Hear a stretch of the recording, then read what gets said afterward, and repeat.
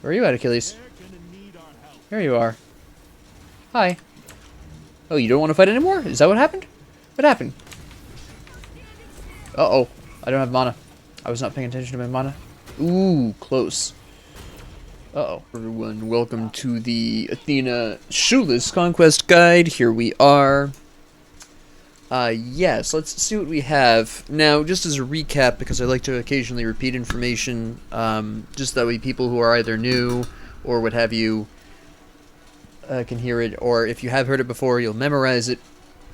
But Athena is less concerned about what team comp she's working with than Khepri. Khepri does have a mild preference for physical heavy comp, and in fact is the only real answer to having 4 physicals on your team. In all honesty, that has actually worked out pretty well for me before in quite a few Khepri games, actually. It's the only time I'm okay with 4 physicals is when I'm playing a support Khepri. Fun fact. But right now we've got jungling Jormungandr. Now, actually, Jormungandr is pretty good in jungle if you play him right, if you build correctly. You got to emphasize that speed. Charon Squin is pretty good early with him. I would say Doom Orb is pretty good, and it is pretty good on him, but it's too expensive to build in the early game, so it'll be interesting to see what Jack of Most Trades builds on Jormungandr here to make that work. But the ultimate is incredibly effective for rotating around the map really quickly, or even entering into a lane when you really need it, so that's pretty exciting as well. Actually, we're going to be the Demon Hunter because we can be. So it'll be really interesting to see how this goes, but Jormungandr can work very well in that role. Also, all of his abilities do damage, so he has a bit more build variety. Well, let me rephrase that. He's got a few more options for building effective jungler, as opposed to, say,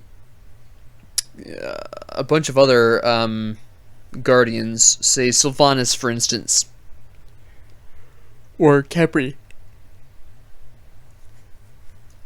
What's the reason nobody jungles with Khepri? Well, Khepri jungle can work, but don't expect to get the kills. You're basically operating as a secondary support if you play jungle Khepri, which is not effective that often. Let me see. We're not looking at anti-autos. We're not going to be looking at too much anti-healing. I don't anticipate necessarily needing to do damage, so I'm going to go pretty heavy on the tank here. Achilles, the rest of the team should have no problem doing enough damage here. We'll start with Towards Sovereignty, but I'm not really necessarily sure if that's what I'm ultimately going to wind up with. That's not what I wanted to buy. Let me see. For Relic, we should probably go with Magic Shell. Why does I have Purification Beads in here? That's silly. Yeah. And then I think I want a Sentry Ward and Healing Potions. I'm not going to be... It's not very often that you're going to need mana potions in the early game because you're not going to have all of your abilities, so you're not going to be throwing your abilities out there quite as much as you think you would be. I should just make it in time. Yeah. Okay, I'm very mildly late. 3 seconds.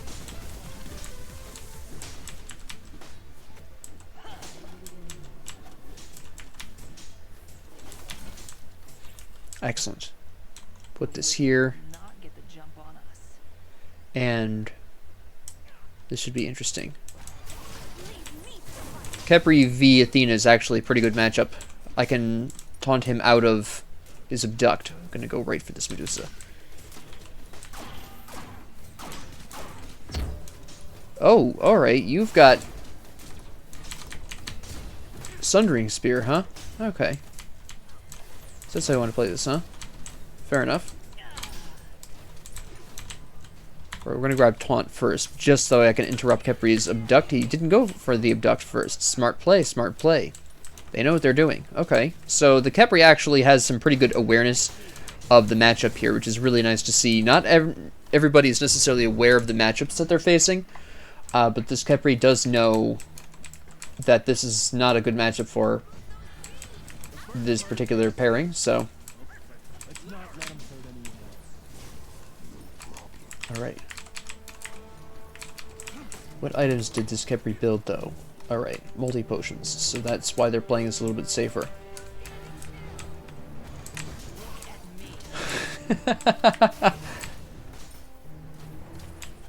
Not bad, not bad. I wish I had a bit more mana right now, because the Kepri has been fairly aggressive about this. Well, not really. I think I've been throwing out a lot of abilities. Hello.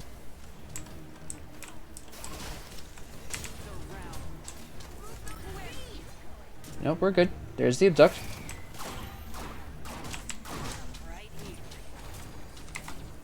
We're fine, we're fine. I just want to... Okay, that was a really good play. I didn't even think about that until after I turned around, and by that point it was too late. But I just need to hit level 5 here so I can ult back in with no problems. Oh, I thought we were going to commit to that. It was a mistake on my part.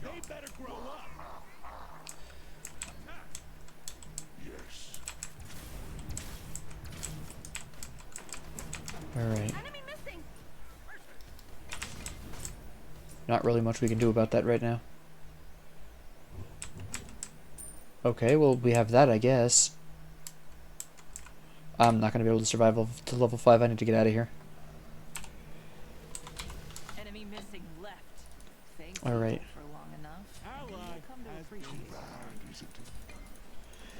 Haven't had an opportunity to actually utilize my sentry ward, but that's fine. Not to worry. We won't fail. Alright, so... how are we going to play this? Let's see. We'll go ahead and put this on this side. We're going to throw down this sentry ward. Yeah, I should have time.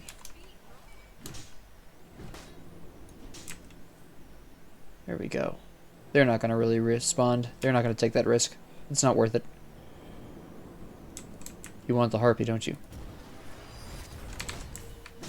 No, back up. Let me tank this. Thank you. There we go. Did they retreat? Why? Where did they go?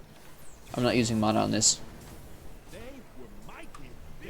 Where did they go? Steal their scorpion. Steal their scorpion. I don't know where they are, and I really don't care. Not at this time. We have wards up. Nice. It's free real estate. And I'm not sure why. There they are. Alright. Now, the reason why I used an ability on the second wave and not the first one is because we were pushed farther up, so it was a bit more important to deal with that quickly because they could come at any time. But the first wave was in the middle, so there wasn't as much risk at that particular juncture. I just want to make sure that we could eliminate most, if not all, of the enemy minion wave. I totally reacted to her instead of the minion. That was unfortunate. Pulling that minion aggro without even needing to use taunt. Nope. Nope, again. Okay.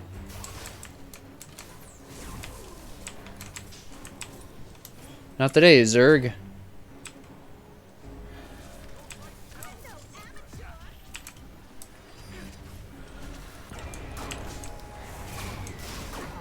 Ah, I was just a second too late. Shoot. Apologies. 1 second too late. Great work. That son will not get a jump on us. I'll be fine. I was expecting the root, but he didn't throw it out.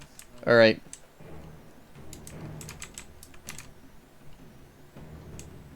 I'll be fine for now. You can get the totem though, so I'm not gonna have the mana I need. Okay. I can just tank this, it's fine. I have a potion if I need it. Ah, they got it. Okay. I have my ult though, so it's not as big of a deal. I can go back and ult back in at any time.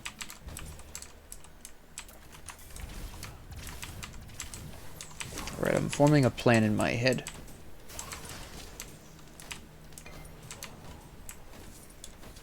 Of how I want to play this.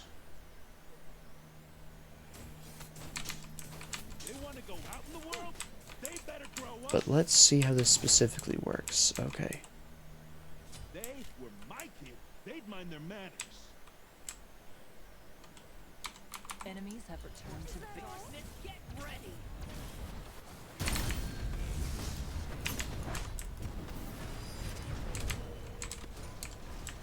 Alright, he's gonna be bailing, yeah. The Jormungandr is dedicating a lot to that one. But we took mid tower, so that's fine. I just want to make sure Jormungandr gets out. He'll get out, that's fine.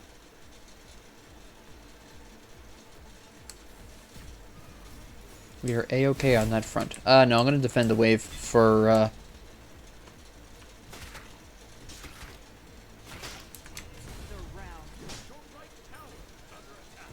I held most of it. I killed one minion. There we go. Alright.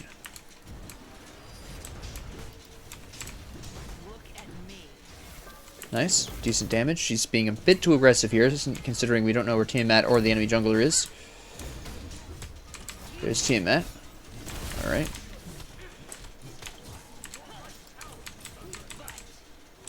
What are you doing? We're really committing hard on the Kepri, are we? Alright. Fine. Alright, there's the ult. There's the Thor. Yeah, this is going about as well as I expected it to. I knew that was going to happen. Alright, Sovereignty first. Do I need anti-heal yet? I don't think I need it quite yet. I'm going to go for Voidstone because we have 3 magics on our team, including myself, so I think it would ultimately be a good idea. I want another Sentry Ward. Well, at least I have my ultimate.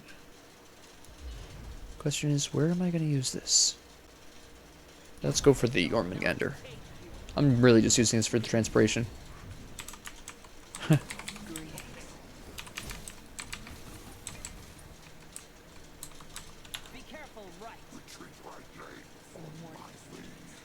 Will he make it? Oh, he made it. Unless that's an ult, that's an ult. He's not going to make it. Best we're going to do is avenge him.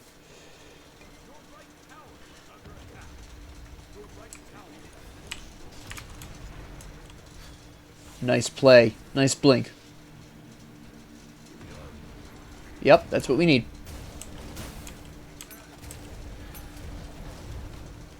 Good play, Capri.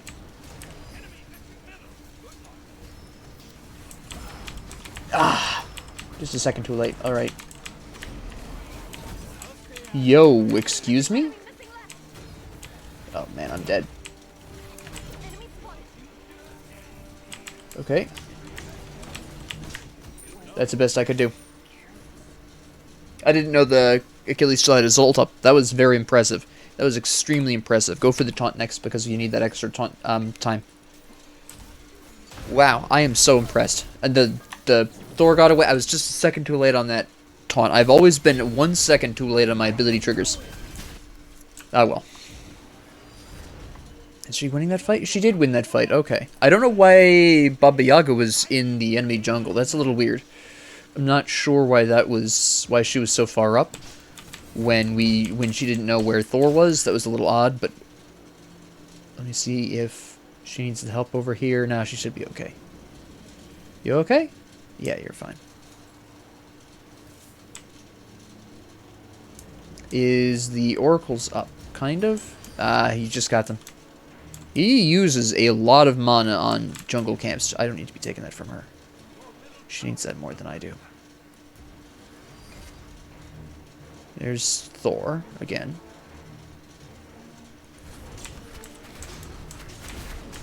Oh wait, we're actually committing to this? I don't think this is a great idea. But I was going to say, yeah. We don't have enough information. Baba Yaga, you okay? This is actually a good gank. He is way too... Who's pinging? Okay, you're gonna need to calm down. He's too far up. I don't know if he still has his ult, though. Nice. You're gonna be fine with these minions? I'm gonna guess no.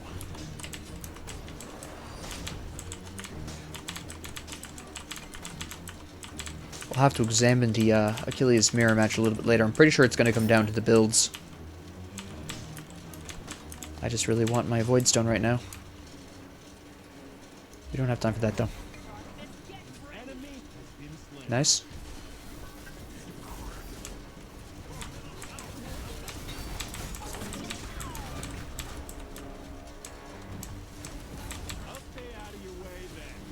Come on. There you go. You got her. No, you don't. There you go. Took a little longer, but okay. The Kepri isn't worth it, straight up.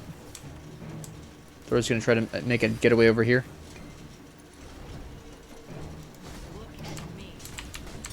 Yeah? Good play, good play. Good ult. Let me see if I can get you the vision you need. I'm gonna assume you have that.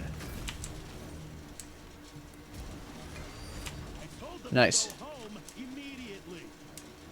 Where are you at, Achilles? There you are. Hi. Oh, you don't want to fight anymore? Is that what happened? What happened? Uh-oh. I don't have mana.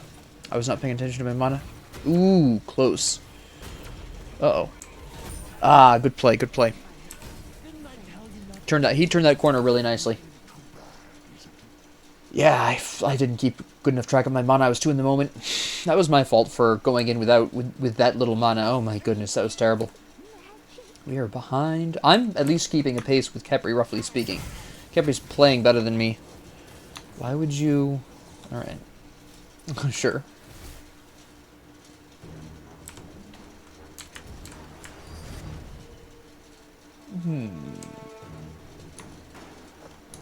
Next up, I'm going to go for... Mystical Mail, maybe? It would really help out Achilles.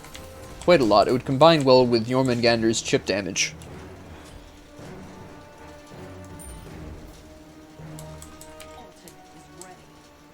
Do you actually need me to ult you, though? You're gonna die. She's gonna dive hard for that. Oh, you already used your beads. That's a shame. Good play, good play. Hey, how you doing?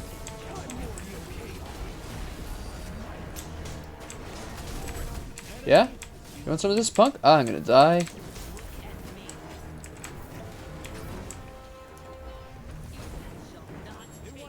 Nice. Excellent. Can we take? Can we take? Yes, we can. Yes, we absolutely can.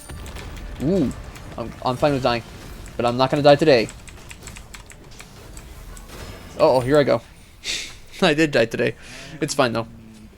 They forced the Thor out, so it's just gonna be the Achilles. Okay, they took the Thor. So that's fair enough. Let me see. No, I don't need Mystic Mail. What I need right now is Breastplate of Valor. I'll probably build Pestilence afterwards if I feel I need it. I'm not really sure. They haven't really been building a whole lot of self-heal, in all honesty. Kepri's got some HP 5. Achilles has his little self-heal there. Tiamat has some HP 5, but she doesn't have lifesteal. Medusa has a little bit of lifesteal. I mean, there's just really nothing going on in terms of their ability to heal themselves at this point in time that requires anti-heal. So that's why I haven't built it yet. There's just not enough self-healing going on in the enemy team to justify that expense. Voidstone does my team more good than Pestilence does.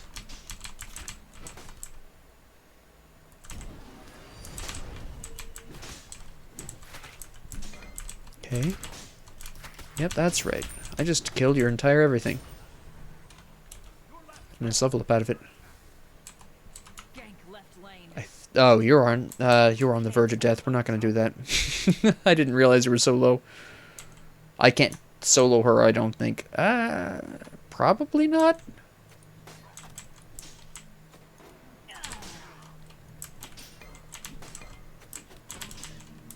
Okay. Let's see here. Please take the wave. I don't actually want to steal it from you. I'm just trying to hold it back. That's just Kepri. That's a bait. That's a ward. I thought that was an enemy. What is Thor doing? Hey. That's right, I've built even more physical protections now. You don't hit me as hard. Alright. Thor just absolutely blasted poor Achilles. Nice.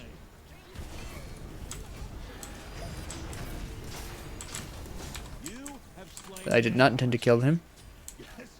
What happened to Achilles? I don't even know what the heck happened to Achilles. I'm here, I'm here. Oh, you stupid gold harpy. Gold fury. Whatever. It technically is a harpy.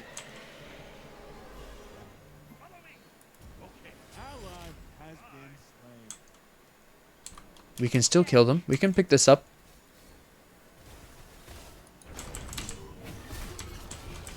Oh, you done goofed.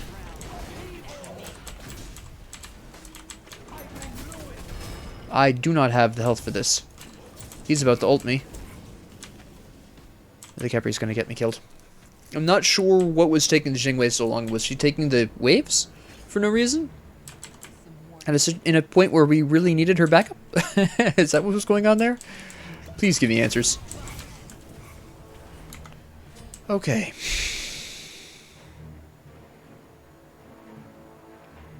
I'll split these with you because I kind of well, I don't desperately need it. You actually need it a little bit more than I do. So I'm going to actually leave the other one to you. No, I don't want to go back yet, though, because I don't have my ult up. We'll stick around for the next 25 seconds. Maybe I can clear a mid-wave or something. Or I can help with the damage camp. That's fine. Baba Yaga is higher than Tiamat. There we go. Actually, wait a hot second. Yes. Can we take this?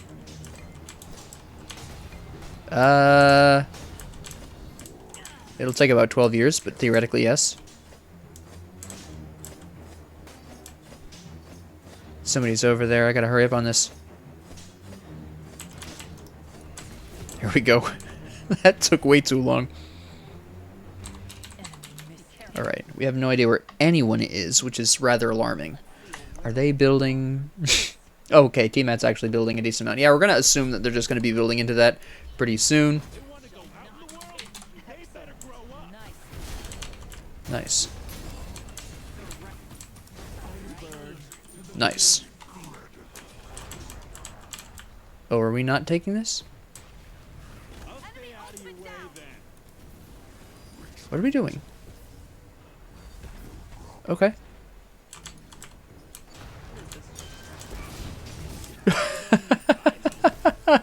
That was really close. I did not actually expect to survive that. I thought I was going to die for the cause, but I actually made it. Was he not building penetration? Hold on. Not really. He's got 10%. That's his problem, not mine. Okay. I mean, if you don't want penetration, that's fine, Thor. That means you just do less damage to me, so I'm cool with this. I have not yet used my sentry ward. I've just realized. I just remembered I have this thing.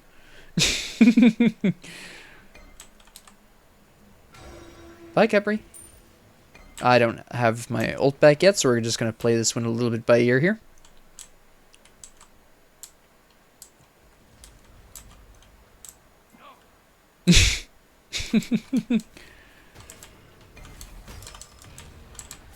Good ult.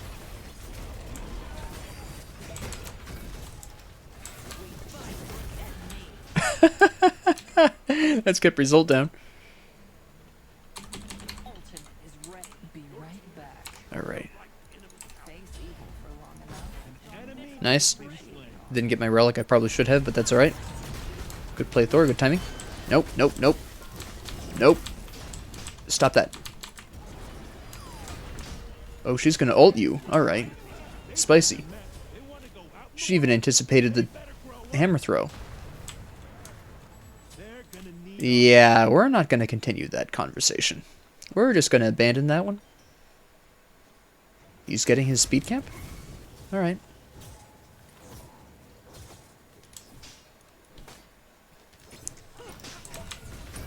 Excellent.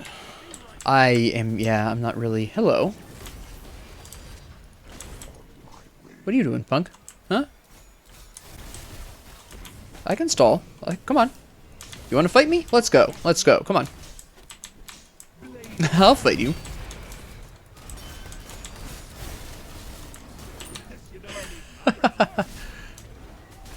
I'll die for the cause. I don't care. It gives me time to buy my shiny new relic. Sundering Spear, maybe. You know what I really want? Belt of Frenzy. Oh, he died. That's sad. Alright. Now, I've got a couple of different ideas playing around in my mind of what I want next. I could go for Mail of Renewal to see if I can heal my allies above Achilles' Execute Threshold, which might be really helpful. I could build Spirit the Magus, get a little bit of lifesteal in here. Could do that. I think I'm going to go with Mail of Renewal. I want to dedicate myself to the defensive arts. Come on, don't die now on me. There you go.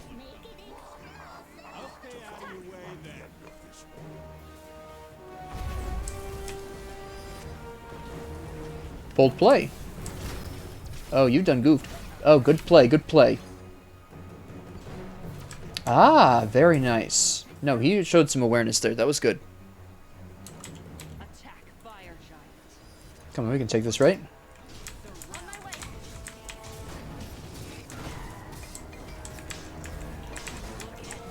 Nope. We gotta fight this. You taking out that Thor? No. Ah, shoot. Excuse me? What did Thor land? Alright. Fair enough. But where did Thor land? I heard him land somewhere nearby. Activate that just in case. And this as well, actually. He tried. I respect him for the attempt.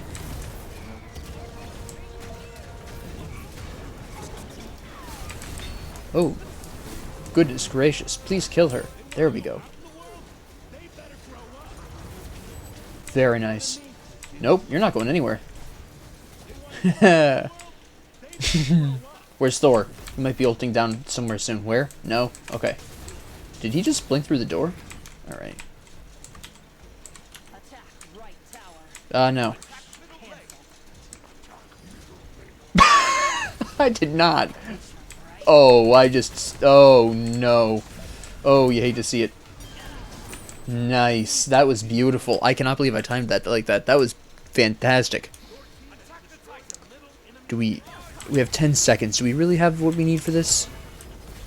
Who's going after the enemy? Okay, our Achilles is just mad. Okay. Alright. Too many Achilles ults going off over here. Alright, so let's talk about this match, because this is a really interesting match, because we had a beautiful mirror match in the solo lane that we can break down and analyze. We can also talk about the sort of difference here in the matchup between Athena and Khepri. And how the Khepri played really well to avoid those situations as much as possible. The Khepri was really good. I did not play particularly well. I played fairly aggressively. I played too aggressively. I'm going to be really honest. I played far too aggressively for where I was at statistically, but it turned out okay. But let's break it down and talk about it, alright? So I actually first want to talk about the Achilles matchup, because it's very exciting. Very Unreal Engine 4, random and okay. So let's talk about the Achilles. So the enemy Achilles clearly did better. Now, did that come down to build? Did that come down to playstyle? Because I can't necessarily attest to the actual skill level, but we can estimate that based on the builds, partially speaking, if we were to talk about, you know, comparison builds here. Now, first off, it is very interesting that the that our Achilles, Shade the Grey, built and started working towards Soul Eater right off the bat, whereas the enemy Achilles, Katy Cats, went for Jotun's Wrath first. Now, this is actually probably a good deal of why Shade had such a hard time in the early game at the very least. While Soul Eater is the better for the long game, technically speaking, there are two problems with Soul Eater in this situation. One is, obviously, of course, it takes a little while to build that up. Second, Achilles doesn't have necessarily the strongest auto attacks. It's actually usually a little better to focus on some other form of healing that actually works a little bit better. Stone of Gaia, for instance. Soul Eater only works really well if you're playing a full damage Achilles, but in the solo lane you really don't want to, so Katy Cat's immediately was starting to get the advantage with the Jotun's Wrath. It's more power, which is, fairly obvious, and even though there's lifesteal, and there's cooldown, and there's percentage physical penetration, in the early game, the 10 flat physical penetration is going to be just as good, but there's more cooldown on this, there's more power on this as well, so this Achilles is hitting harder, and is attacking more often with abilities. Now, that cooldown reduction actually really matters here in this particular instance as well, because, first off, Soul Eater doesn't get a lot of these benefits right off the top. This is the evolved version, but the unevolved version has much lower stats right off the top. Second, the 20% cooldown reduction here meant that Katy was using the self-heal of the Achilles more often by a little bit than Shade was. Actually, before Soul Eater evolved, probably quite a decent bit, because I don't believe this provides cooldown reduction. If I'm remembering correctly, this doesn't provide cooldown reduction before it's evolved. It's only after it evolves that it provides you with CDR. So that is, first off, the one major early game advantage that the enemy Achilles really had.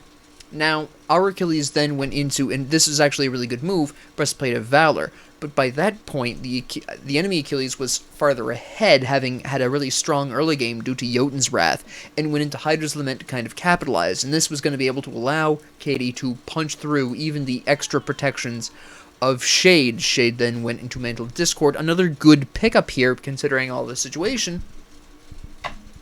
The enemy Achilles went into Stonecutting Sword. Now, this is fairly interesting, and this only really worked because the enemy Achilles was ahead at the time. Like I said, Achilles doesn't exactly have the strongest auto attacks. They reach farther.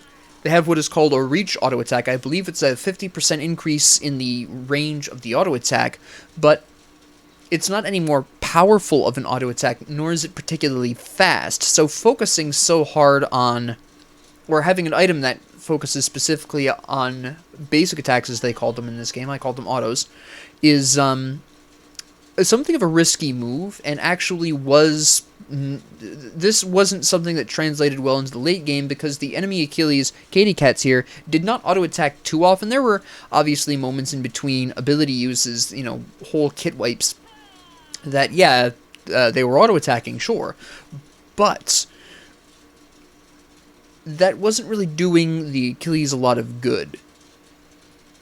And this is probably the part at which Shade was really starting to turn it around as well. You have all these protections, the enemy Achilles does not. The enemy Achilles doubled down on the attack with Heartseeker. Now, despite that, the Achilles went 13-1. Why is this? Well, you'll notice that not everyone had necessarily even hit level 20. In fact, the enemy Achilles is the only member of their team to hit level 20. This meant that the Achilles is going to do more damage, and what I think probably happened, especially when you look at the assists of our Achilles compared to theirs, what I think happened is that Katy Cats either accidentally or deliberately swiped a lot of kills away from allies, and also if you go back and watch some of those later fights, you will notice that Katy Cats had to run away from a lot of fights very early because Katy didn't have the protections that they needed to effectively stay in the fight for longer than a couple of seconds. And Achilles, even though Achilles does have the ability to increase his health and protections passively by wearing the armor, it's not a huge amount of protections, and we actually had a really decent amount of penetration on our team, and I'm going to get into that in a minute. So at the end of the game, even though our Achilles did not actually get as many kills, which is fine, our Achilles did wind up contributing more to team fights, despite being so far behind in, quote, pure numbers. So even though on the surface it looks like our Achilles did not do that well, 4, 9, and 10, when you compare that to the 13, 1, and 2, a lot of people are going to be like, oh yeah, Katie Cat's got 13 kills and only died one time. Think about that for a minute. Your solo lane went 13 and 1 with 2 assists. What does this tell you? One of the reasons the solo lane exists is to be able to switch in and tank for the team when the support is too worn down to do so and needs a moment to recover themselves. So, if your solo lane has 13 kills, only 1 death, and only 2 assists, this meant that your solo lane, who is already going to be, just by the nature of the current meta, the highest level character on your team, is now siphoning experience off of you either by accident or design. By killing more of the enemy, this is a problem. And you will notice that we have 3 people on our team that are level 20. Our solo, our jungle, and our mid are all level 20.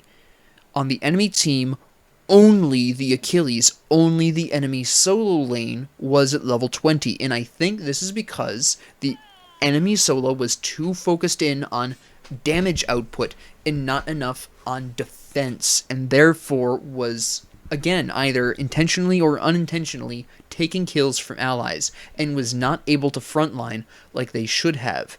Khepri very rapidly became the only legitimate frontline that they had because Achilles was building almost full damage and could not tank. So Khepri had to take on the full brunt of the tanking, whereas I could fall back for a second, maybe rest up, maybe back, and then ult back in, and I could be confident that the Achilles would be able to step forward and fulfill that role. The only real mistake that our Achilles made was building Soul Eater. I don't like Soul Eater on Achilles. I don't particularly even like building Lifesteal on Achilles. If you want to heal yourself as Achilles, I would strongly recommend either Stone of Gaia or Mystical Mail. Not Mystical Mail. What the heck am I talking about? Mail of Renewal. Because the lifesteal, while it can work if you're a jungle Achilles, it's not really what you're looking for in a solo lane Achilles. It takes too long to get up there for Achilles to really take effective advantage of, as this particular example demonstrates, and it's just not something you really need. But I do appreciate the gameplay difference here.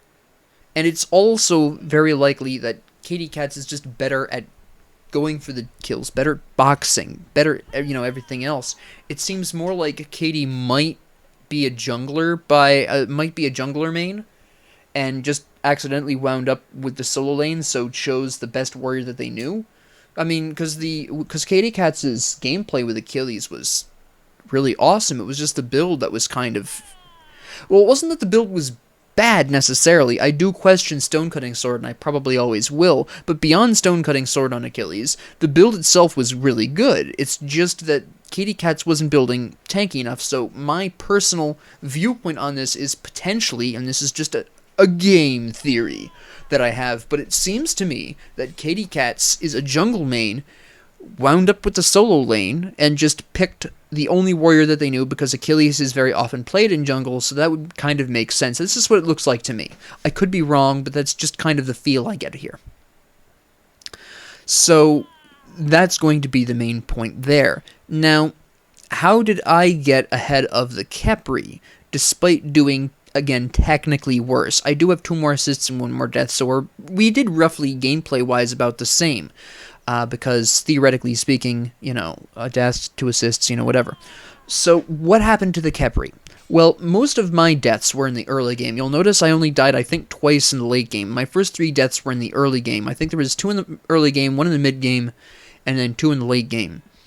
And Khepri, almost all of Khepri's deaths were in the late game, where Khepri was out of action longer. That means less experience and less gold from getting assists, either through the waves or the jungle camps, or just allies getting kills. So the Khepri's deaths being consolidated in the mid to late game was something of a problem for them, because that meant that they were now, all of their deaths were going to be of a longer duration than my earlier deaths. I would be out of commission for 15, 20 seconds, maybe 25 as the game progressed. And Khepri, when they first died, it was the mid-game, and that was going to be a 30, 35-second death. So my early game was trash. Also, keep in mind that Athena actually has pretty good jungle clear, whereas Khepri does not have quite as good of a jungle clear. Khepri can, yes, but it's not quite as cleanly effective as Athena's is, especially for clearing necessarily. I mean, you've got the Rising Dawn. That does chip damage. Doesn't do anything for Khepri, though, because Khepri doesn't do physical damage, so the physical protection reduction doesn't do anything for Khepri. You've got Abduct, and you've got the Root, which doesn't do a whole lot of damage. None of these abilities do a whole lot of damage. Athena has one ability that is pure damage, which is Shield Wall, hits twice. Taunt does a little bit of damage. Your dash does moderate damage, and also has a slow on it that doesn't matter for the purposes of jungle clearing, but either way, you've also got the throwing spear passive, so in between every ability, you're throwing out a powerful spear. So Athena's default wave clear is just a little bit better. Furthermore, Khepri built Relic Dagger.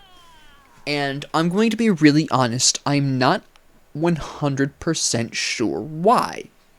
Now, obviously, Relic Dagger was built because, oh, yeah, you want to use Sundering Spear, and you want to use Horrific Emblem more frequently. Alright.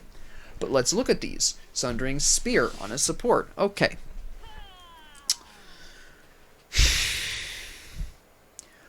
Sure.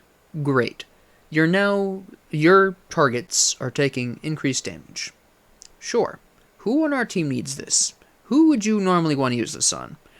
The solo and the support. Obviously, I'm one of those targets. Great. Baba Yaga also has decent defenses through either using her ult and getting the health shield, or damage mitigation when doing her escape when she's in the cauldron portion of that deal. Alright. So, fairly justified, but why are you the one to pick this up? Why don't you have Shell or Meditation? Something along those lines. The problem here is, with Khepri at the very least, Khepri really can't do anything with Sundering Spear.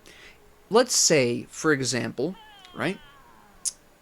Khepri is in a 1v1 with the enemy solo lane or the enemy support, whoever. Khepri sunders the enemy twice. Then what's Khepri going to do? Abduct them when the entire increased damage is 5 seconds, and by the time your abduct is over, your Sundering Spear effect is over? What? It doesn't make... You can root them, too. Okay, a little bit of damage increase on a very weak root. Khepri just doesn't deal enough damage to take advantage of this in those rare occasions where Khepri is being attacked 1v1 and needs that. But besides the fact, on top of that, the actual original intended purpose, which would be for the solo or for myself, the support,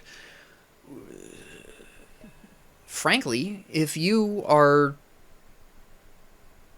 using this on us, then we just have to back off for a couple seconds. Sure, you can abduct us, theoretically speaking, but I can force you out of that abduct, alright? You can be in the middle of charging me with the abduct. All I have to do is taunt you. Achilles just has to time a decent stun to stop you. Jing Wei can pop you up with her whirlwind and stop you. Baba Yaga can bust out an accidental silence on her her magic ability, her first ability. I can't remember what it's called off the top of my head, but she can bust out a silence on that purely by accident and stop you. Jormungandr can pop you up and stop you. There's a whole bunch of ways our team had of stopping Khepri from really being able to make effective use of this, because the idea would theoretically be sunder, abduct. Enemy team, allies theoretically kill the target. But we had so many... Everyone on the team had a way of interrupting that in the middle. Some of us had multiple ways. Baba Yaga could also ult right next to Khepri and pop him up that way, for instance. So, just overall, even though I understand why you were picking the Sundering Spear here, and even though it would normally be a fine pickup against our team, ultimately, you weren't ever going to be in a position against our team comp to make this really work well. So, this was kind of a throwaway a little bit there. The Horrific Emblem, let's talk about this too. Now, alright. Who on our team auto-attacks regularly? Well, Athena attacks once between each ability, but that's not really affected by attack speed because you're only throwing out the one attack. Jormungandr has his breath, but alright, sure. Jingwei is a hunter and therefore is going to auto-attack. Alright. Baba Yaga doesn't care about her auto-attacks. She doesn't care. The Achilles was building defense a lot of the time. Had some good ability damage. Didn't need to auto-attack necessarily. It was just a nice to have. Alright, why was this built? My only issue really with the Khepri here, the gameplay was excellent. My issue with the Khepri was the relic choice and the doubling down of this for relic dagger. This weakened Khepri. Not only was Khepri's relics not perfect for this, well, not even great for the composition that we had. Not only were they not great for our comp, but relic dagger only provides health, which is fine. But this early in the game, you really want to be looking a bit more towards protections, so that way somebody can't just rock up to you with flat penetrations and blast through you. Yes, you had Gauntlet of Thebes, but at the time you started building Relic Dagger, this wasn't going to be fully stacked yet. So you were just starting to build up your protections, then you go into Relic Dagger, which doesn't offer you any interim protections while you're building it. It doesn't make a whole lot of sense. And this caused the Khepri to at least have to play much safer than maybe you would normally want to as a support. Mystical Mail, I don't know why this was built. I'm going to be really honest, this one also confuses me. Yes, you can do damage as Khepri with Mystical Mail, but that's not what you're there for. You're not playing support to do damage. That is not the job of a support. Your job is to keep your allies alive. You have Gauntlet of Thebes, yes, that's delightful. But Mystical Mail is not going to help your allies too much because that is very small damage. That is chip damage over time. Yes, the health and physical protection are nice, but do a comparison here, right? Think about it this way. I am a theoretically more aggressive support, and I did toy with the idea of playing this pretty aggressively, alright? Now, we both have the first item of Sentinel's Gift. Perfectly understandable, very normal, very useful. I build Sovereignty, Khepri builds Gauntlet of Thebes. Alright, Gauntlet of Thebes will have a better late game, but I have the early game boost. Okay, that's fine. I build Voidstone, and Khepri builds Relic Dagger. Now, Relic Dagger is to use the two, as we discussed earlier, that is to use the two relics more effectively, even though those relics aren't necessarily ideal. Voidstone benefits myself and my allies. Baba Yaga and Jormungandr were both building damage, and both were benefiting a large amount by my Voidstone. I was benefiting a little bit, but that was only because Athena has a large amount of potential damage output, and the Voidstone can help with that. But I primarily built this because I needed my allies to hit harder. We were having a really rough early game, which is understandable. Baba Yaga has a better late game. Achilles has a better late game. Jingwei has a better late game. Well, she's more of a mid game, really, because at that point you're starting to build up the crits before your enemy really is, so I'll put Jingwei more in mid game.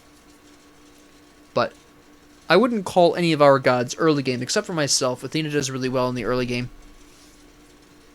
The enemy team has a really good early game. Thor is great early game. Tiamat's more of a late game, I'll give you that one. The Achilles, they cancel out. Khepri is definitely late game, and Medusa is definitely early game. I mean, the amount of damage that those snakes put out in the early game is absolutely insane.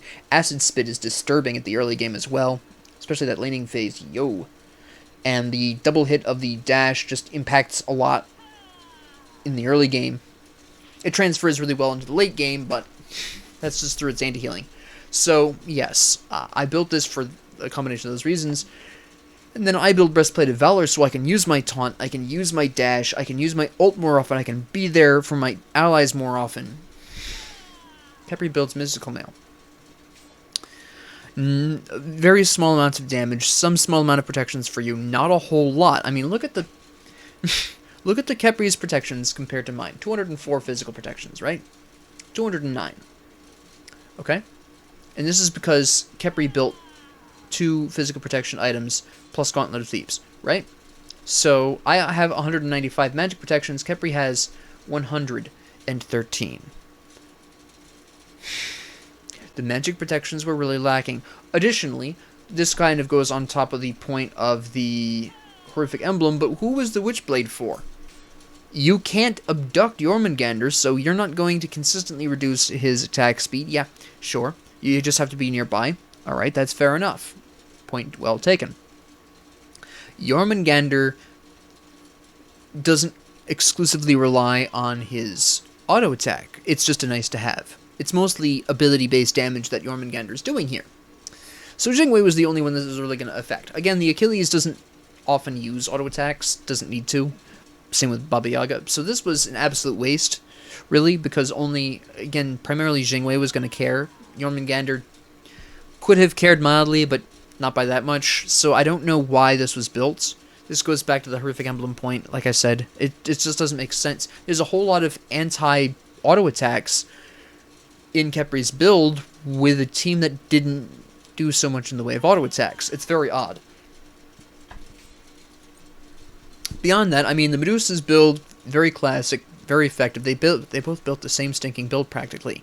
Jingwei built Oboe a little early, which probably was actually... This is about the only point of interest here, because they built the same exact stinking build, but there's two things going on here that causes the Jingwei to overall do better. One, her passive allows her to return to lane upon death much faster, so all Jingwei had to do really was win one fight, and then she's going to start to pull ahead. Second, Oboe meant that she could clear waves and jungle camps a lot faster than Medusa, which is great, and also do poke to Medusa while they were clearing each other's waves, which is also really nice.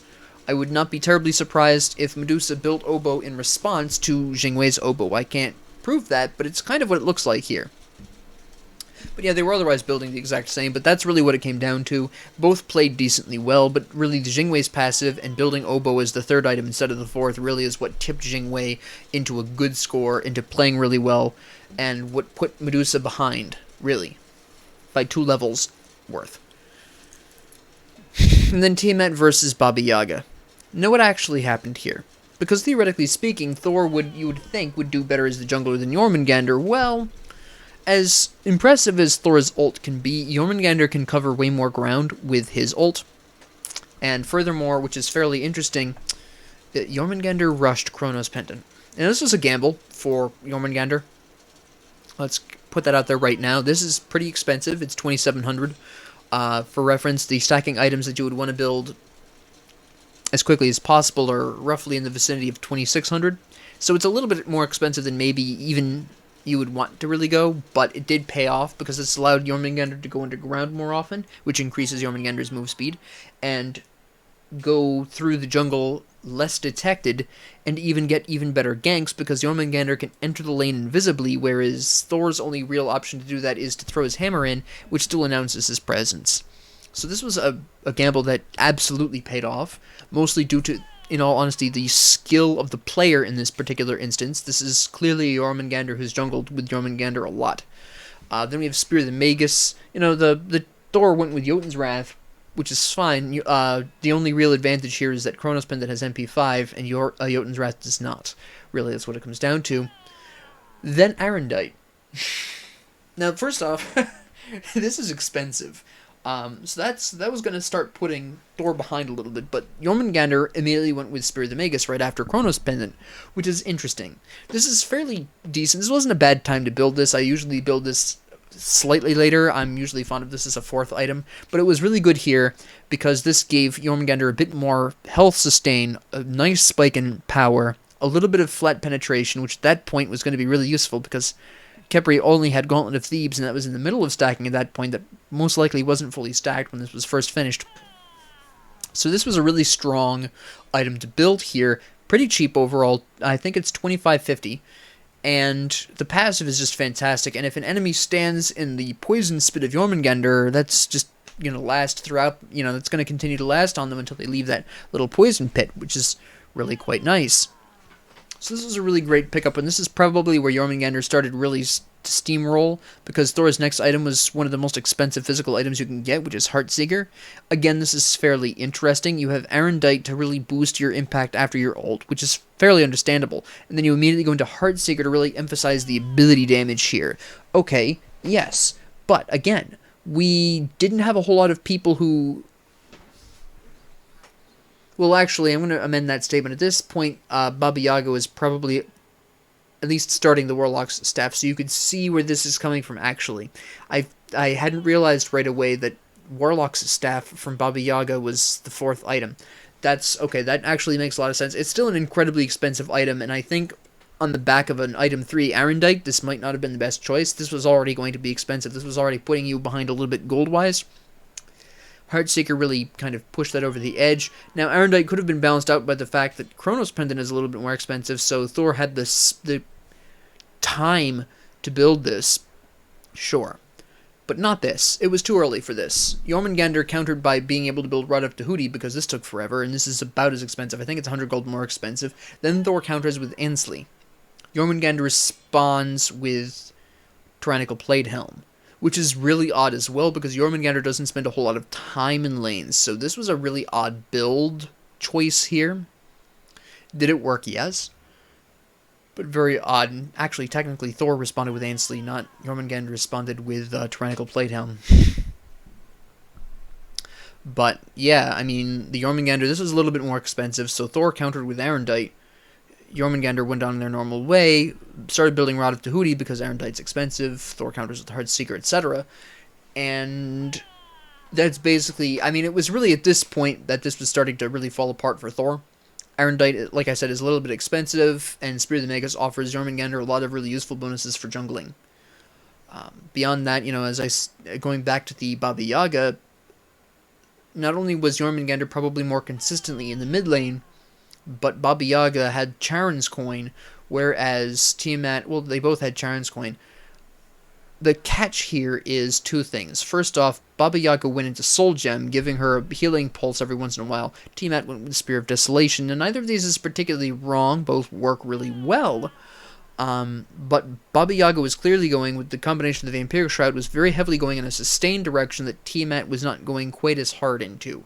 So Tiamat would have to back a little bit more often than Baba Yaga would, and after that first back, and Baba Yaga doesn't follow you, now Baba Yaga's going to pull ahead a little bit, now she's going to be half level ahead, and she's going to, you're both going to clear each other's waves. Baba Yaga will hit the next level about half a level ahead of you. Now she's going to start poking you, clearing the waves a little faster than you, and this is going to slowly grow into a Baba Yaga tumor. Tiamat built,